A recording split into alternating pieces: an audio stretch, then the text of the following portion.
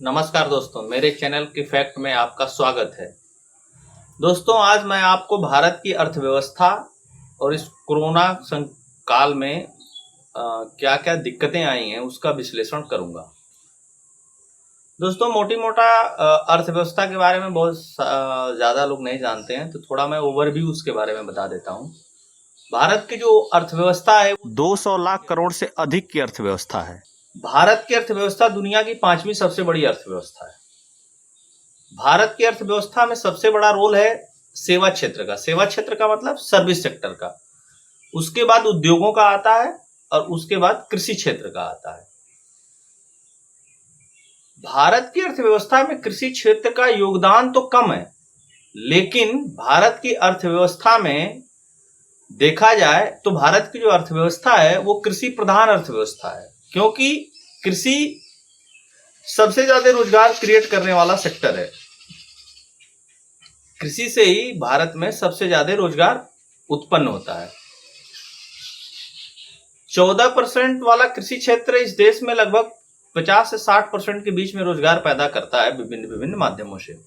इस कोरोना काल और लॉकडाउन की वजह से पूरी दुनिया की अर्थव्यवस्था जो है, पूरी दुनिया की जो इकोनॉमी है वो घुटने के बल आ गई है। इसमें कोई भी देश अछूता नहीं है, तो भारत भी इससे अछूता नहीं है। दूसरी सबसे बड़ी समस्या यह है कि इसको रिवाइव कैसे किया जाए, इसको पुनः स्थापित कैसे किया जाए, पूरी अर्थव्यवस्था को एक बार फिर से चलायमान कैसे किया जाए। इस पे दुनिया भर के अर्थशास्त्री और प्रोफेशनल्स काम कर रहे हैं। दोस्तों, अगर भारत कृषि प्रधान देश नहीं होता और कृषि सेक्टर ने एक तरफ से इस अर्थव्यवस्था को नहीं संभाले रहता, तो 137 करोड़ का देश भूखा सोता। इसमें इसको कहने में, इसको समझने में मतलब कोई दो मत नहीं है। दूसरी बात कि अगर आप आंकड़ों को उठा करके देखेंगे, जो बेरोजगारी के जो आंकड़े बढ़ रहे हैं इस कोरोना काल में और लॉकडाउन की वजह से, जो पलायन हुए हमारे देश में, हमारे देश में क्या पूरी दुनिया में पलायन हुआ, हमारे देश में भी पलायन हुआ। जहां जहां पे भी इस तरीके की पलायन वाली लेबर थी वो अपने घरों को लौटी। प्रतिशत अलग अलग हो सकता है, कहीं पे 50% लोग लौट आए, कहीं पे 70-80% लोग लौट आए, कहीं पे 60-65% लोग लौट आए, लेकिन लौटे लोग। इनके लौटने से क्या हुआ कि उद्योगों में ताला लगना शुरू हो गया। उस ताला लगने की वजह से बहुत सारे सामानों की किल्लत शुरू हो गई और आगे आने वाले 1-2 महीने में उनकी किल्लतें शुरू हो जाएंगी, क्योंकि जो स्टॉक में रखा हुआ माल था उसकी वजह से लोग सरवाइव कर रहे थे। दूसरी बात, भारत की एक संस्था है centre for monitoring Indian economy. 20 अप्रैल 2020 को उसकी रिपोर्ट में कहा गया कि इस देश में 14 करोड़ लोगों की नौकरी जा चुकी है। 20 अप्रैल 2020 को CMI के नाम से एक संस्था का नाम है, CII के नाम से एक संस्था है, कन्फेडरेशन ऑफ इंडियन इंडस्ट्रीज। उसकी रिपोर्ट आती है कि 15 मई तक इस देश में 30 करोड़ लोगों की जॉब जा चुकी है। जॉब जाने का मतलब विभिन्न विभिन्न माध्यमों से है, मतलब उनका जो रोजी रोटी है, उनके जो काम करने का जो रोजगार है, जैसे कोई रेहड़ी वाला है, कोई पटरी वाला है, कोई खुमचे वाला है, इस तरीके का कोई लेबर है, कोई इंजीनियर है, इस तरीके का मिला करके 15 मई तक CII की रिपोर्ट आई कि इस देश में 30 करोड़ लोगों की जॉब जा चुकी है। रिसेंट में दोस्तों एक रिपोर्ट DBS बैंक की भी आई है। DBS बैंक की रिपोर्ट अर्थव्यवस्था, इकोनॉमी के लिए बहुत ही महत्वपूर्ण होती है। DBS बैंक की प्रमुख अर्थशास्त्री राधिका राव ने ये रिपोर्ट को तैयार किया। उन्होंने रिपोर्ट में कहा कि पूरे दुनिया सहित भारत और अन्य जितने भी देश हैं, इन सबकी जो इकोनॉमी है और जो ग्रोथ रेट है उस इकोनॉमी के सापेक्ष वो बहुत ही कम रहने वाली है, और यह अपने 10 साल के सबसे न्यूनतम स्तर पे रहेगी।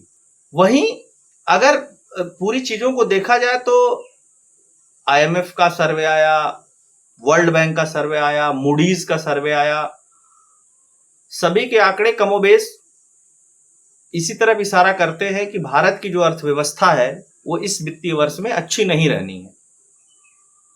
उसके कई सारे कारण हैं। उसका कारण लॉकडाउन, मजदूरों का पलायन, मार्केट में लिक्विडिटी का नहीं होना। वही अगर नॉमिनल जीडीपी के आधार पे, जिसे जीडीपी के दो आधार माने जाते हैं, एक रियल एक नॉमिनल, अगर नॉमिनल जीडीपी को आधार बना करके कहा जाए तो भारत की ग्रोथ रेट इधर 2-3 महीनों में पिछले 45-50 सालों के अपेक्षा सबसे न्यूनतम रही है। भारत की नहीं, पूरी दुनिया की भी रही है, पूरी दुनिया के बहुत सारे देशों की रही है। क्योंकि मैं भारत की बात कर रहा हूं इसलिए मैं भारत की ही बात बता रहा हूं। दूसरी चीज कि रियल जीडीपी या नॉमिनल जीडीपी, कोई भी जीडीपी हो, अगर वह गिरती है तो निस्संदेह ही नुकसान होता है। अब मैं आप लोगों को अपनी कंपाइल की हुई कुछ एनालिसिस को बताऊंगा।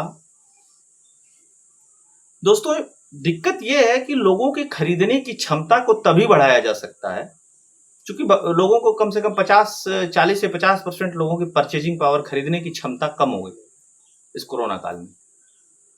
अब लोगों की खरीदने की क्षमता को तभी बढ़ाया जा सकता है जब लोगों के हाथ में कैश हो। लोगों के पास कैश आने के 3 ही तरीके हैं।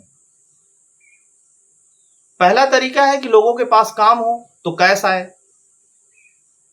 लोगों के पास काम नहीं है, लोग पलायन कर चुके हैं।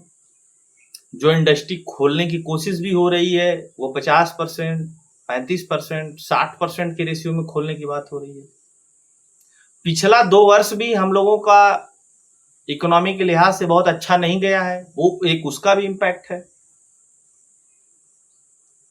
अगर इस पूरे ओवरऑल चीजों को देखा जाए तो ये पहला तरीका ये हो गया कि भाई काम करिए और काम के बदले आप पैसा लीजिए, फिर उस पैसे से आप खरीदारी करिए, तो इस तरीके से आपके पास कैश आ जाएगा।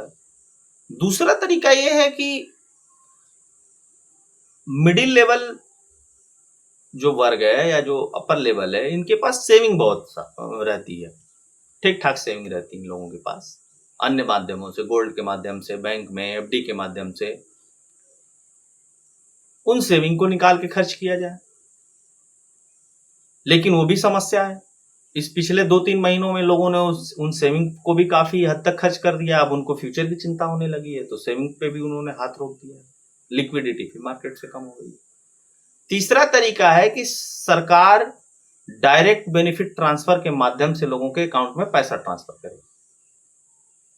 सरकार अगर डीबीटी के माध्यम से पैसा ट्रांसफर करती है तो नीचे के लेवल पे तो पैसा पहुंच जाएगा काफी हद तक। फिर मिडिल लेवल और अपर मिडिल लेवल के पास एक दिक्कत आ जाएगी, फिर परचेजिंग नहीं हो पाएगी। तो इस तरीके से बहुत सारी समस्या है। लेकिन हर मद में अगर थोड़ा थोड़ा डाला जाए, थोड़ा थोड़ा खर्च किया जाए, थोड़ी थोड़ी चीजें उभरें, तो लिक्विडिटी को गिरने से बचाया जा सकता है, अर्थव्यवस्था को गिरने से बचाया जा सकता है। मैं ये नहीं कहता कि तुरंत उबार दिया जाएगा, लेकिन उसको गिरने से बचाया जा सकता है और काफी हद तक उसमें ब्रेक लगाया जा सकता है ताकि फिर से अर्थव्यवस्था ऊपर जाए। दूसरी चीज, सरकार ने नीचे के लेवल पे लगभग 1 लाख करोड़ रुपया बांट दिया है। 1,70,000 करोड़ का एक पैकेज सरकार ने घोषित किया था इसी कोरोना काल में, उसमें से लगभग 1 लाख करोड़ रुपया लोगों के खातों में डीबीटी के माध्यम से, जैसे वो गैस सिलेंडर का हो, उज्ज्वला योजना या मनरेगा के मजदूरों के विधवा वृद्धा विकलांग पेंशन के माध्यम से, किसानों को 2,000 रुपये जो देती है सरकार, उसके माध्यम से, इस तरीके के बहुत सारे माध्यमों से सरकार ने वो पैसा पहुंचाया है। लेकिन उतना काफी नहीं है। लोगों को उन पैसों का उपयोग भी करना पड़ेगा। जब उपयोग होगा तो लिक्विडिटी मार्केट में बढ़ेगी, जब लिक्विडिटी मार्केट में बढ़ेगी तभी इकोनॉमी को बूस्ट मिलेगा। दूसरी समस्या यह है दोस्तों कि जो मोदी सरकार ने 20 लाख करोड़ का पैकेज दिया है, उस पैकेज में एक बहुत बड़ा हिस्सा जो है वो लोन के रूप में है।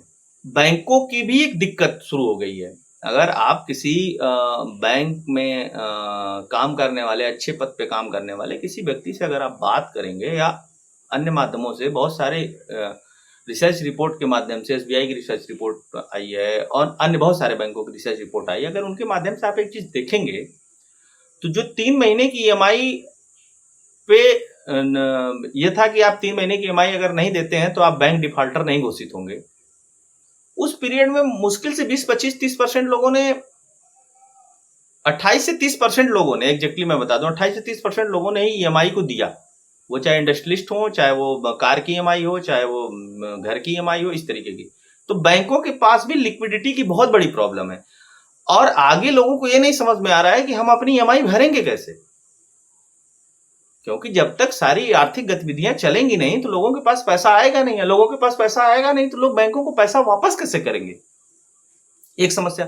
दूसरी चीज ये है कि जितना भी मार्केट को पैसा बैंकों ने दिया है, अगर वो पैसा बैंकों के पास आएगा नहीं तो बैंक अपने खर्चे को कैसे चलाएंगे, और जो लोन देना है, सपोर्टिव लोन जो देना है, चाहे एसएमई को देना है, चाहे अन्य किसी को देना है, चाहे किसी एंटरप्रेन्योर को देना है, चाहे किसी बिजनेस के लिए देना है, चाहे किसी कुटीर उद्योग के लिए देना है, तो उन सारे पैसों को वो लोन देगा बैंक कैसे, अगर बैंक के पास वापस मार्केट का पैसा नहीं आएगा।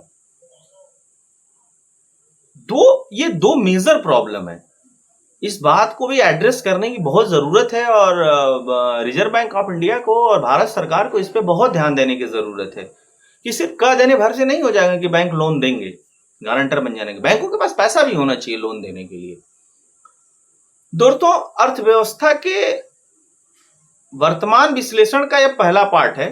दूसरे पार्ट में मैं आप लोगों को पलायन, विदेश से आने वाली मुद्रा, मध्यम वर्ग की दिक्कत, उस पर बात करूंगा।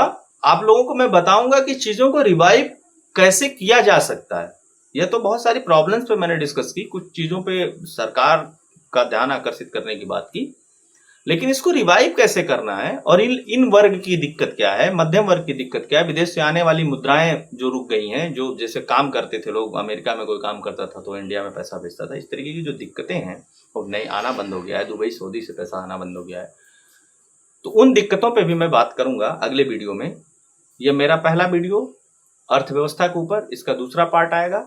आप लोगों को वीडियो अच्छा लगा हो तो आप लोग लाइक करें, चैनल को सब्सक्राइब करें और शेयर करें। धन्यवाद।